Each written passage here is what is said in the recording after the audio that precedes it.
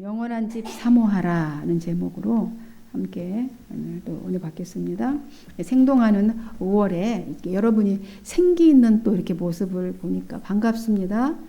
역시 젊으니까 좋습니다. 아름다운 날이죠. 아름다운 날. 성령의 불을 받아서 예배의 승리자 되시기 바랍니다. 아멘. 지난주 본문 말씀에 바울은 결코 낙심하지 않는다 이렇게 말씀하셨죠.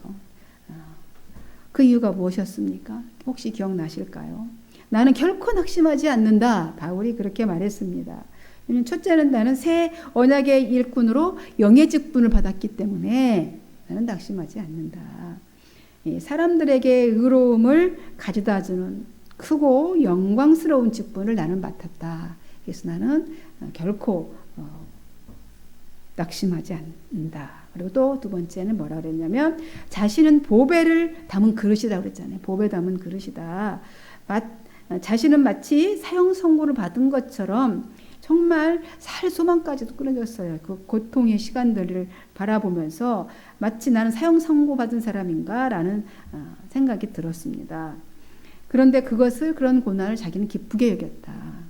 오히려 이 죽음까지 맛보게 되는 것이 그리스도의 생명을 소유한 것이다 라고 자기는 생각했다 이렇게 말합니다. 그래서 고난을 통해 육체의 질그릇이 깨지고 보배가 드러나도록 했다는 것입니다. 그래서 나는 결코 낙심하지 않는다.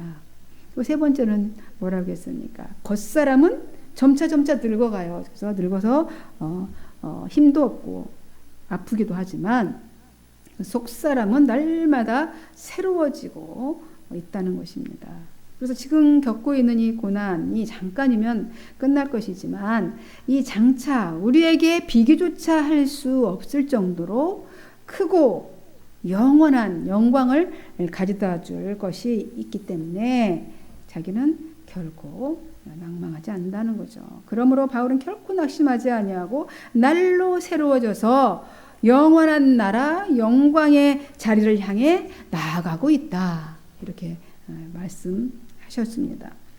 그리고 바울은 오늘 본문을 통해서 이 손으로 지은 집과 영원한 집을 비교하면서 이 현세와 그 내세 생명에 대해서 오늘 또 말하고 있습니다. 또한 우리가 몸을 떠나 모두 그리스도와 하나님의 심판대 앞에 서게 될 것이다. 또 마지막 오늘 10절에 그러므로 이 세상에 있든지 하늘나라에 있든지 항상 주를 기쁘게 해야 할 것이다 라고 얘기를 하고 있습니다. 1절을 함께 읽어보도록 하지요. 먼저 뭐라고 얘기했는지 시작.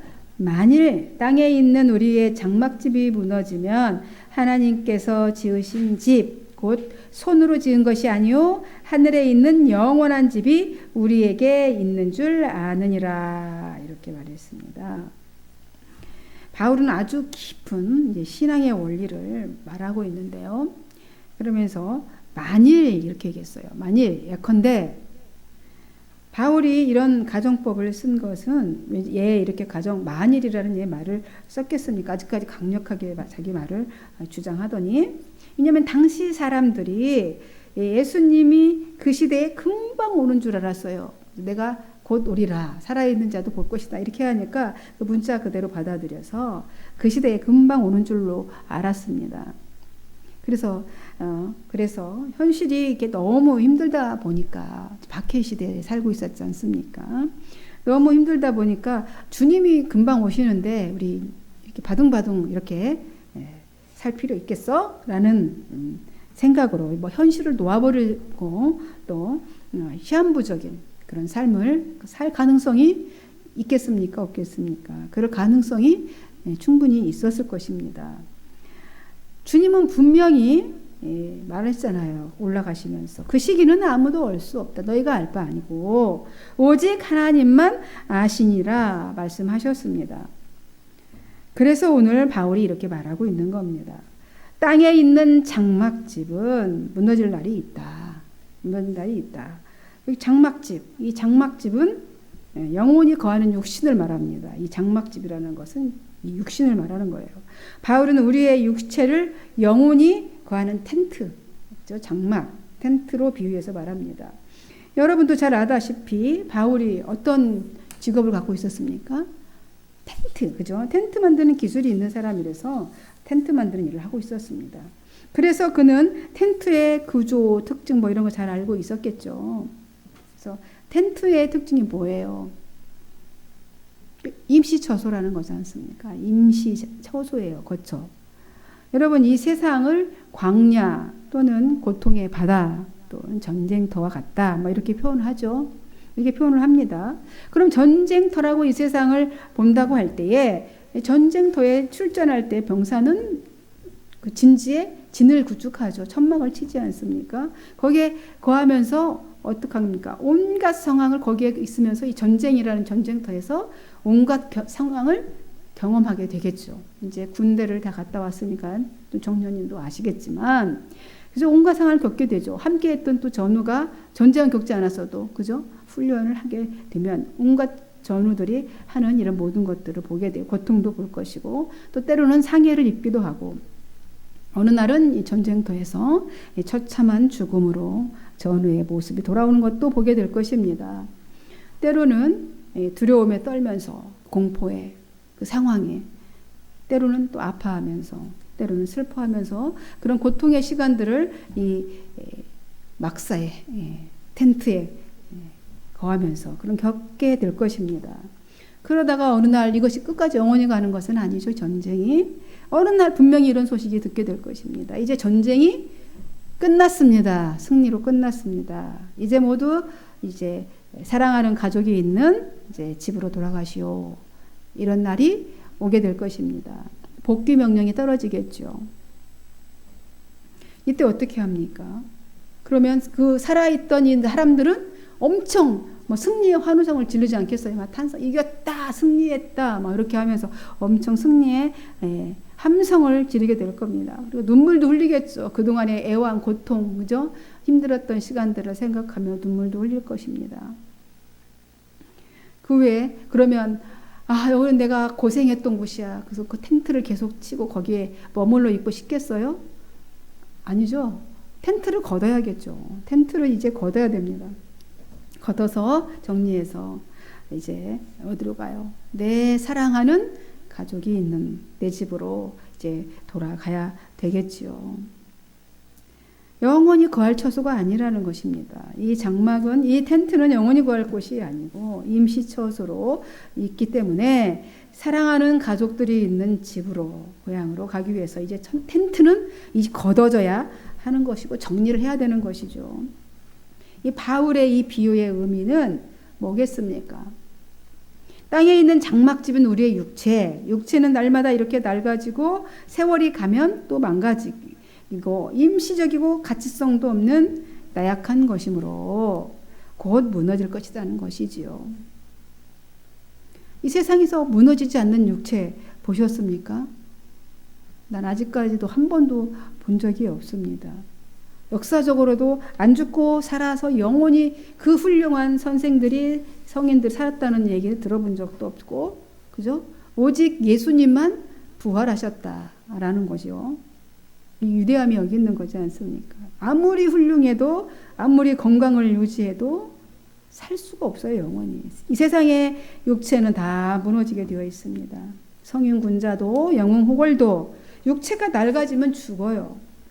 혹자들이 섬기는 이제 성자들인 석가모니나 또 공자나 단군 뭐 이런 사람 이런 존재들이 모두 시간의 지배를 받아서 죽었습니다. 그죠? 다 죽었어요. 이것이 하나님께서 정한 이치라는 것입니다. 이 사실을 성경이 분명하게 우리에게 성경을 통해서도 가르쳐 주고 있어요. 한 번 죽는 것은 사람에게 정해진 것이요. 그 후에는 심판이 있으리니 히브리서 9장 27절에 라고 말했습니다.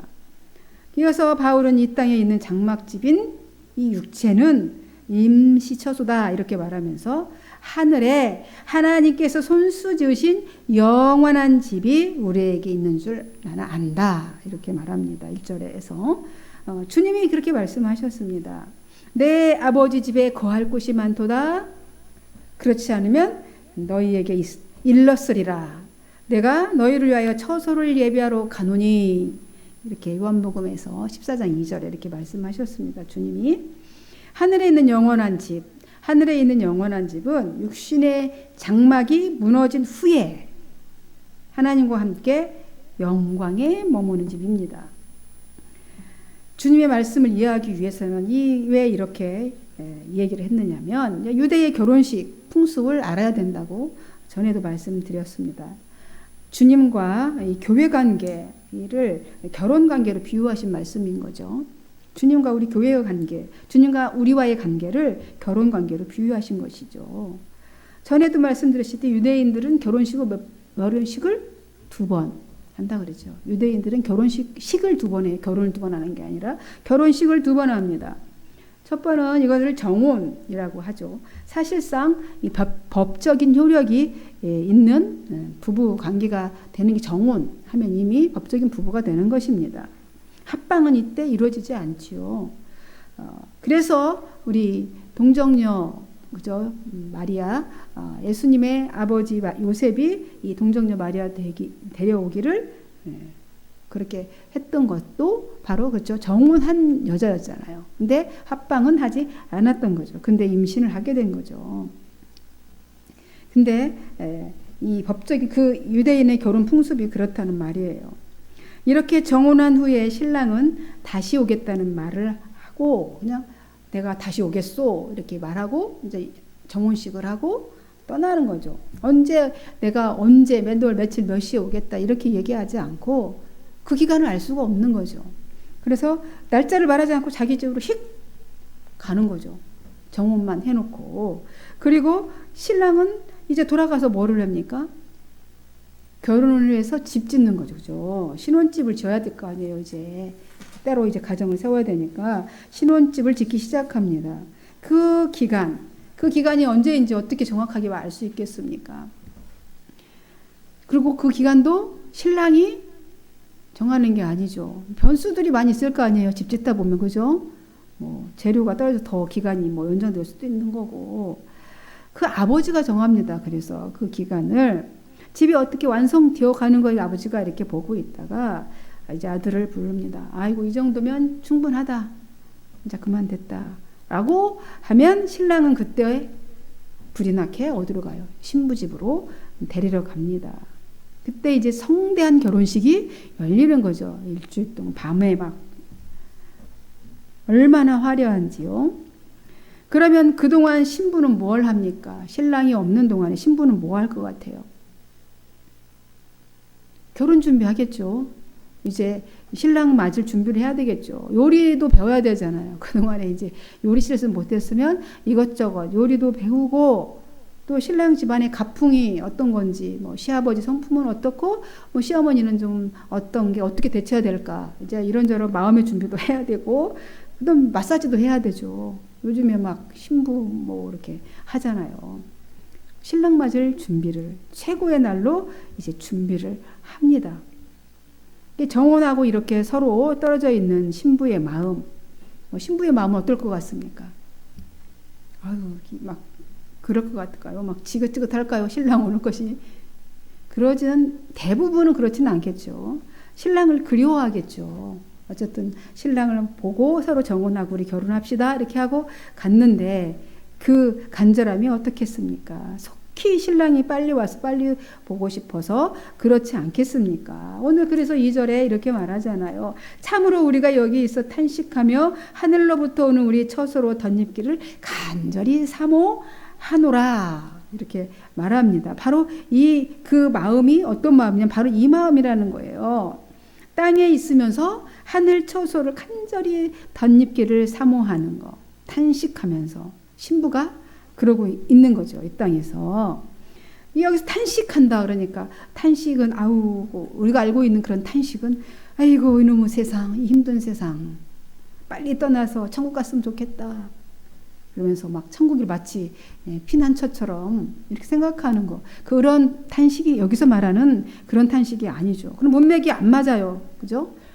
그죠? 탄식하면서, 하늘 사모하는데 탄식하면서 이 문맥상 안 맞습니다. 그래서 이게 무슨 말이야? 라고 이렇게 찾다가 보니까 이 송태근 목사님이 이렇게 해석을 하셨더라고요. 이게 적절하다고 생각이 되어서 제가 그 비유를 가져왔습니다. 어떤 의미냐면요. 여러분, 이게 상사병에 비유하셨어요. 상사병. 첫사랑 다 해봤죠? 뭐, 짝사랑도 해보셨나요? 상사병 걸릴 만큼 좋아해 본 적이 있냐고요. 어떤 사람을 좋아했는데 막 병이 날 정도로 온종일 막 그 사람 생각밖에 안 나가지고 아무것도 할 수 없어. 그러다가 어느 날 막 마주치고 나면 막 가슴이 막 뛰고 막 그날은 행복하고 못 보면 못 살 것 같고 막 이런 정도. 그런 목마름, 몸이 병들 정도. 반응을 보니까 전혀 없네요. 여기서 또 상사병이 날 정도로 그랬다는 것이죠. 그런 정도로 탄식했다는 말이 그 의미라는 거예요. 이해가 되셨습니까? 네. 그렇게 했다는 겁니다. 그렇게 하늘 집을 사모했다는 겁니다. 상사병이 걸릴 정도로 목말라 하면서 갈망하면서 탄식한다는 거죠. 주님을 향한 그 사랑으로 바울이 표현한 것이죠. 그래서 바울이 그런 주님을 향한 사랑으로 목말라하며 갈망하면서 탄식하고 있었다는 것입니다. 그 정도로 사모하고 있는 줄 사모하노라 이렇게 얘기했어요. 사모하노라. 이런 주님의 향한 여러분의 목마름과 갈망이 있으실까요? 있으십니까? 이게 이 말씀을 주 초부터 월요일부터 준비했는데요. 말씀을 준비하면서 저 자신에게 계속해서 질문을 수없이 해보았습니다. 이런 주님을 향한 목마름이 나에게 과연 있는 걸까요? 주님이 내게 쏟으신 사랑에 나는 얼마나 반응하고 있었을까? 있는 걸까? 되짚어 보았어요. 그런데 베드로의 고백처럼 대답처럼 저 역시 주님만이 아십니다. 할 말이 없었다는 얘기입니다. 주님만이 아십니다. 그리고 나는 무익한 종입니다. 라고 이런 고백밖에 할 수가 없었습니다. 그리고 기도를 했죠. 이 땅에 사는 날 동안 주님의 사랑의 눈이 내게 향하게 하시고 그 사랑의 눈이 정말 하잘것없는 무익한 종이지만 그 사랑이 내게 향하게 하시고 그 사랑에 목말라하고 반응하면서 그렇게 살아가게 해달라고 장차 주님으로 말미암아 신령한 몸을 또 나에게 얻게 해달라 이런 기도를 하게 되었습니다. 여러분 바울은 하늘로부터 오는 우리 처소로 덧입기를 이렇게 간절히 사모한다고 말하고 있습니다. 덧입는다는 것. 덧입는다는 것은 그리스도로 말미암아 주어지는 부활의 신령한 몸을 얻는다는 말입니다. 이렇게 영원한 집인 그리스도를 입으면 육신의 장막을 벗을지라도 이게 벗은 몸이 되지 않을 것이다 라고 표현하고 있습니다. 여기서 3절에는 벗은 자라고 했어요. 벗은 자는 어떤 자를 말하는 것입니까? 죽음으로 말미암아서 육체를 벗었어. 그러나 부활의 옷을 입지 못한 자. 벗은 자예요. 대부분 부활하면 우리는 영만 살아서 이렇게 막 귀신만 유령처럼 이렇게 있을 것이라고 생각하는데 그것이 아니라 육체도 함께 살아나는 거예요. 육체의 부활인 것입니다. 주님처럼 변화된 몸으로 신령한 몸으로 부활하는 거예요. 계속해서 이제 4절을 보면 쉽게 말하면 우리의 육신이라는 이 천막집에 이 텐트에 육신이라는 천막집에 사는 동안에 무거운 짐을 지고 이렇게 탄식을 하고 있습니다. 하지만 이 천막 여기 탄식은 그 탄식이죠. 아까 말했던 바울이 말하는 그 탄식이 아니라 이건 정말 이 그 탄식이에요. 하지만 이 천막을 벗어버리기 원하는 것이 아니라 그 위에 하늘집으로 덧입기를 원하는 것이라는 겁니다. 그 탄식이. 그것은 죽을 몸이 영원히 살기 위해서라는 것이죠. 무슨 말이냐면 이 세상이 너무 더럽고 지긋지긋해서 벗고자 함이 아니라 새 생명으로 덧입고자 한다는 것입니다. 바울이 이렇게 말하는 것은 당시 이제 영지주의자들 많이 들어봤죠. 영지주의의 영향을 받아서 이분법적으로 생각하는 경향이 있었기 때문에 이렇게 말하는 겁니다. 영은 깨끗하고 육체는 더럽다는 논리로 극단적인 금욕주의, 쾌락주의가 있었습니다. 그러니까 육체는 더럽기 때문에 너무 막 함부로 살아도 돼. 뭐 이런 생각.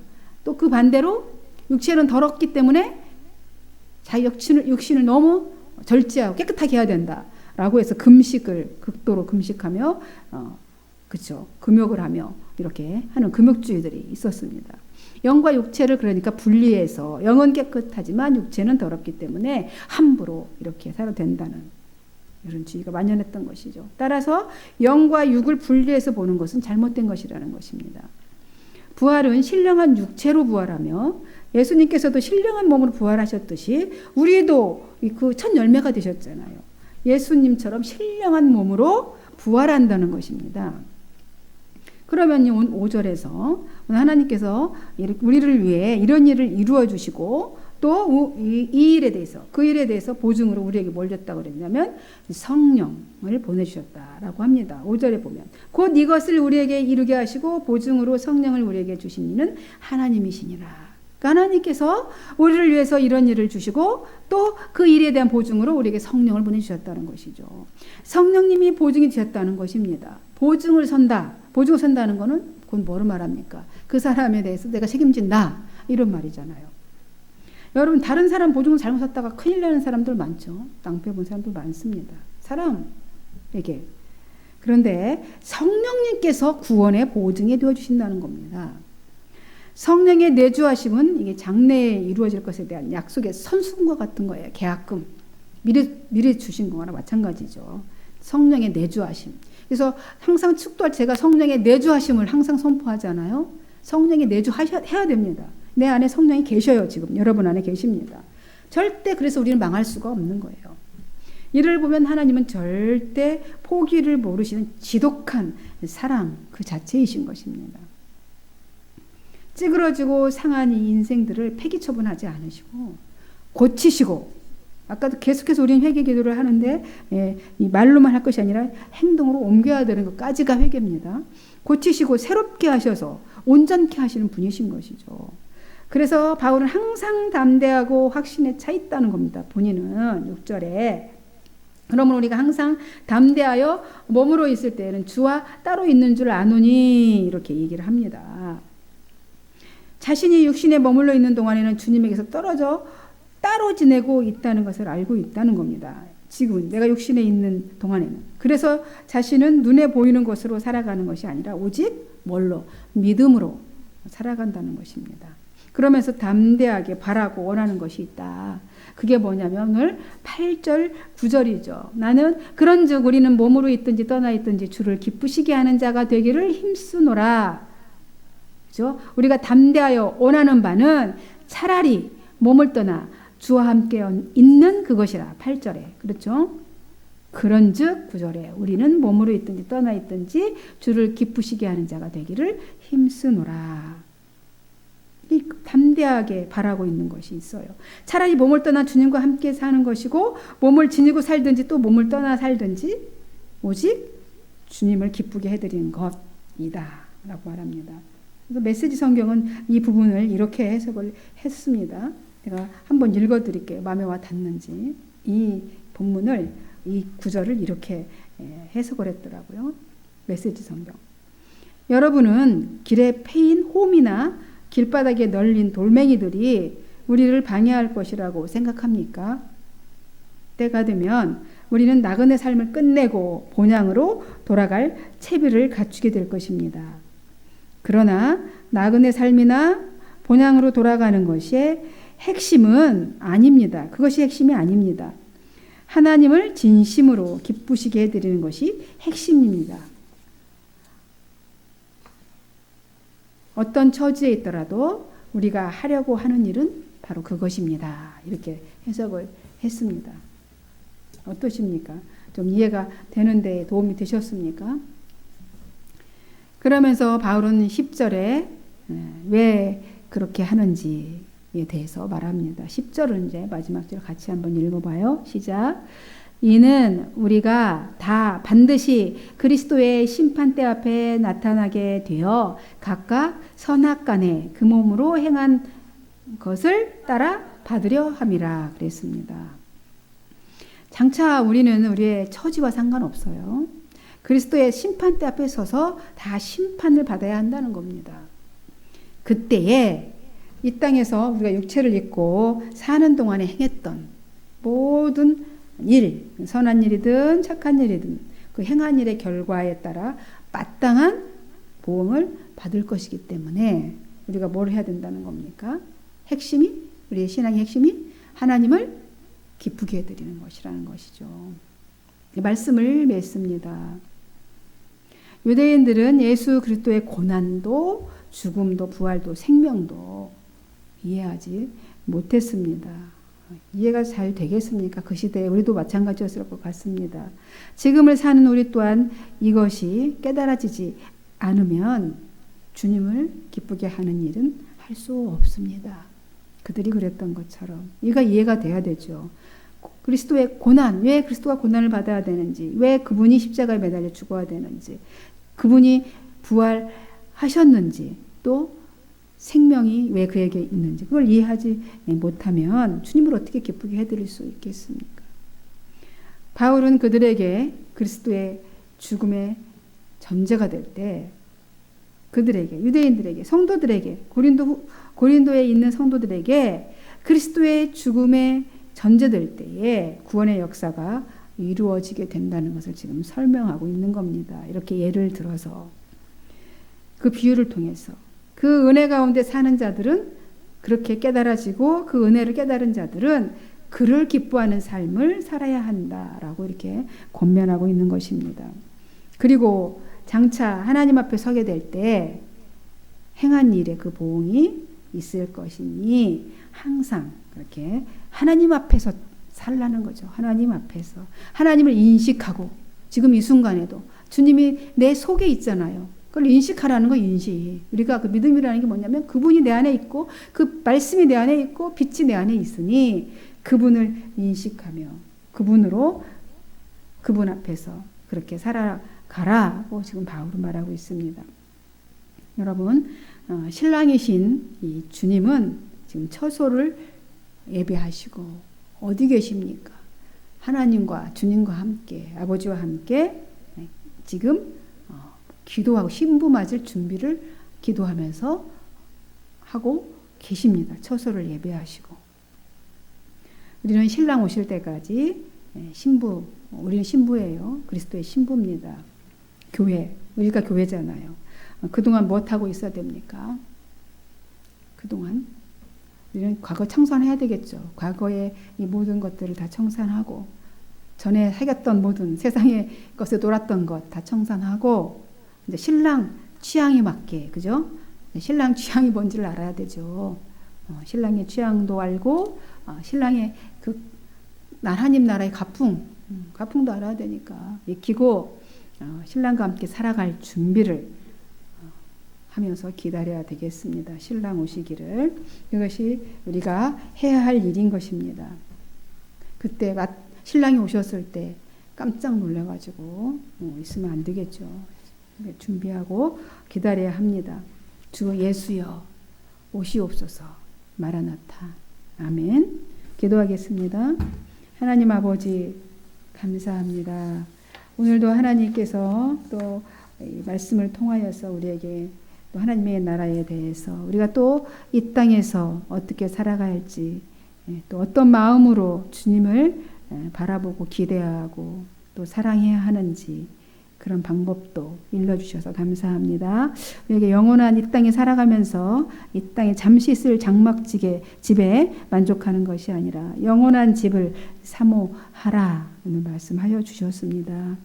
이제 이 장막을 벗을 때 새로운 영원한 집을 덧입게 되는 그날에 하나님의 기뻐 맞이할 수 있는 저희가 되도록 하나님 늘 지켜보아여 주옵소서. 오늘도 귀한 말씀 주셔서 감사합니다. 예수님의 이름으로 축복하고 기도하옵나이다. 아멘.